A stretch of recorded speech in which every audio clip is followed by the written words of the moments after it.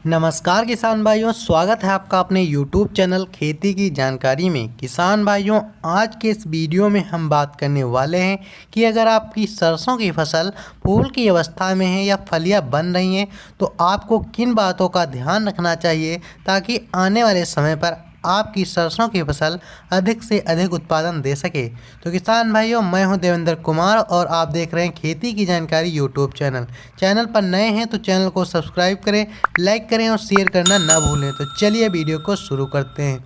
किसान भाइयों, अगर आपकी सरसों की फसल 40 से 45 दिन की हो चुकी है या फूल निकल रहा है तो किसान भाइयों, उसमें जो फलियों का समय होता है उस समय आपके पौधे को सल्फर की आवश्यकता होती है।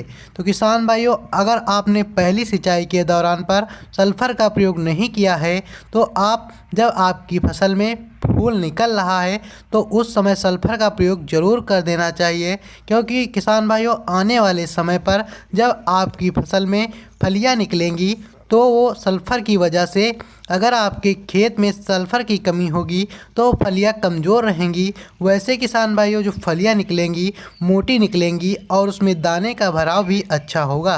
किसान भाइयों, जो सल्फ़र एक नया रोल पैदा करती है कि इस समय आप जानते होंगे इससे पहले धान की फसल काफ़ी ज़्यादा गिर गई थी।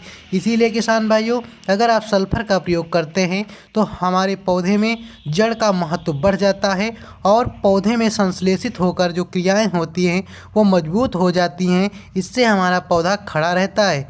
किसान भाइयों, अगर आपने सल्फ़र का प्रयोग नहीं किया है, आपकी फसल बड़ी हो चुकी है तो किसान भाइयों आपकी फसल में फलियां आ गई हैं तो आप 05234 का स्प्रे भी कर सकते हैं। किसान भाइयों, आपको यह ध्यान रखना होगा कि आपको अब यूरिया का प्रयोग बिल्कुल नहीं करना होगा। अगर आपकी सरसों की फसल फलियां दे चुकी है तो आपको यूरिया का प्रयोग नहीं करना चाहिए, क्योंकि किसान भाइयों इससे पहले हमारे किसान भाइयों ने बालियां बनते समय जो धान की फसल थी उसमें यूरिया का प्रयोग किया था। इसी कारण उनका बहुत ज़्यादा नुकसान हुआ था। इसीलिए किसान भाइयों, अगर आपकी फसल फूल की अवस्था में है तो आप हल्की यूरिया का प्रयोग कर सकते हैं। अन्यथा किसान भाइयों, फलियां निकलते समय आप यूरिया का प्रयोग बिल्कुल ना करें। इससे आपकी फसल प्रभावित हो जाएगी और उत्पादन भी कम हो जाएगा अगर गिर जाएगी किसान भाइयों। इसीलिए आप सल्फ़र का प्रयोग कर सकते हैं। अगर सल्फ़र का नहीं किया है तो 05234 का स्प्रे कर सकते हैं।